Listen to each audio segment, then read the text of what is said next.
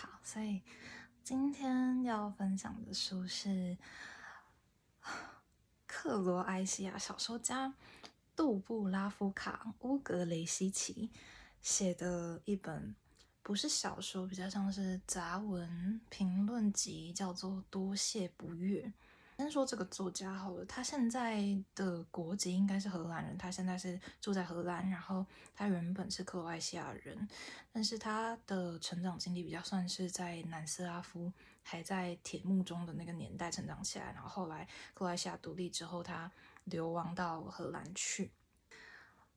所以他的作品也比较多会讨论到关于这种流亡啊，然后身份啊，对旧时光或是旧的熟悉的国家的怀念之情。然后他的这一本书《多谢不悦》，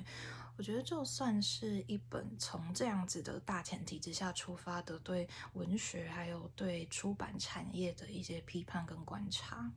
这里面也有很大一部分是在讨论，就是这些东欧国家的作家他们进入出版产业所遇到的一些困境，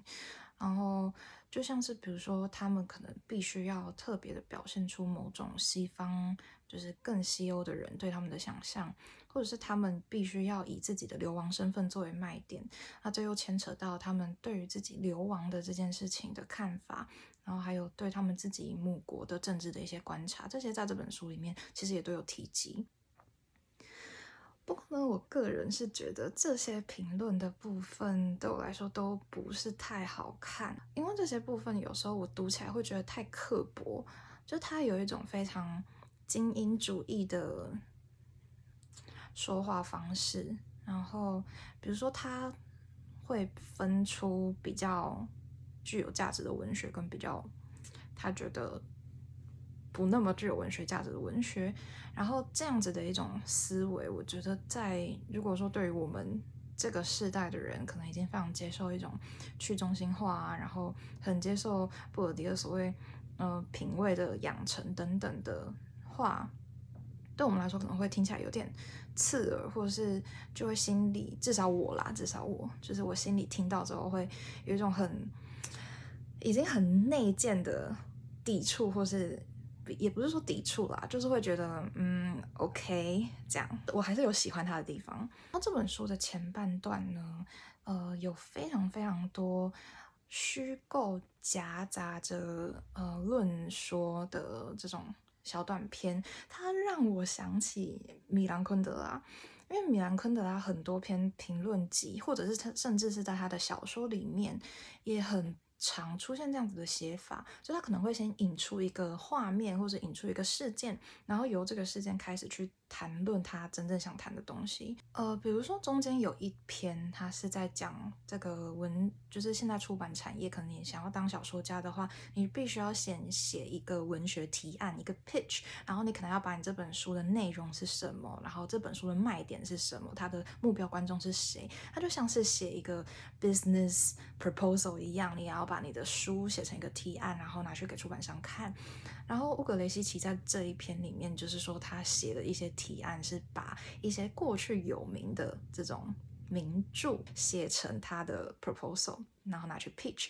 然后就是它里面就有讲到一些，比如说，他收到出版商的回复说，《追忆似水年华》这本书根本就不会有人想要买，不过这个 title 还不错，值得保留。就是像这样子的一些有幽默，但是你看得出来他一定是虚构，但他在虚构当中又会讲到一些他对出版产业的观察，像这几个篇章，我就觉得写得非常非常的好。这几篇我觉得就有展现出他作为小说家的功力，我真的觉得小说家就还是写小说写得最好。那谁可以适合来看这本书呢？对东欧作家有兴趣的人，